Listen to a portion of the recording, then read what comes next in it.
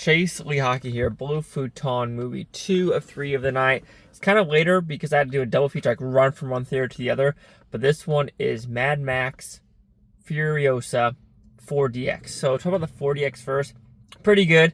A decent amount of action for being a desert movie. There was a good amount of water effects, and you could tell a lot of people were kind of getting annoyed by it, by some guy next to me going, hey, how do you turn this water off? So I had to help him out. But I think that was fun. The movement wasn't as bombastic as I actually thought it was. I mean, there was, janky movements here and there, and sometimes there was just fun up and down bouncy movements. A lot more rattling because of, the motorcycle vrooming. But overall, it was a good overall 4DX experience. Nothing bombastic like, oh snap, like it is all over the place. So if you want calm-esque action 4DX, for you. For the movie itself, after watching all 4 of them, plus this one back to back, I don't know if I liked it as much as other people are going to like it. The framing of this movie is very different. It was told in 4 different parts. This is the first time this movie decided to ever do something like that. Some of the characters, they're interesting enough, but just like all the other characters before it, nothing was like in depth of like, need to know this. And I think that's the writing again, where I think George Miller purposely does it in a way where you're not supposed to know any of these characters really. Just know that they're there, they're in a wasteland, period, dot, end of subject. When it comes to the act, because you're sorry for that. It's been a while, or late all day movies. For action, it works and it doesn't work.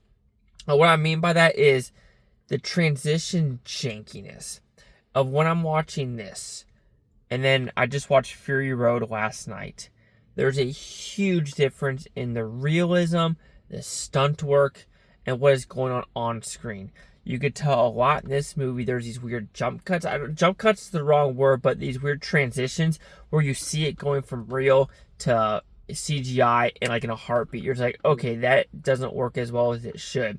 This is 2.5-hour movies. Sometimes you feel the runtime because you're thinking, because there's a lot of time in this movie where no one's talking. A lot of it. And you're like, okay, that's fine. But it feels like I need some sort of dialogue or, something to happen with these humans to let me know what is actually occurring. And then if you watch this movie, the ending is a transition into Fury Road. And then the end of this movie is like the Fury Road action set pieces until the end of where you see that bungee cord with the, the guitar. So you're just thinking, okay, that's kind of, odd to do that with this movie. And every one of these movies, I think, has to start off with the tree. So it's almost like they're making this movie like people don't know what the other Mad Maxes are, so they keep bringing up the end of the world, nuclear bomb. So it's almost a repeat. And I think that's where I'm finding the negative of this movie is we're starting that repeat territory of we're not seeing anything new. And that's a fault in my opinion. But when the action was quote unquote real in this movie, I enjoyed it. But it wasn't the scale and scope of Fury Road on any freaking level. Chase Saga here at the Blue Futon. Like, comment, subscribe. All things Futontopia. You Blue Futons have a great day. And Chris Hemsworth does play a pretty damn good villain though.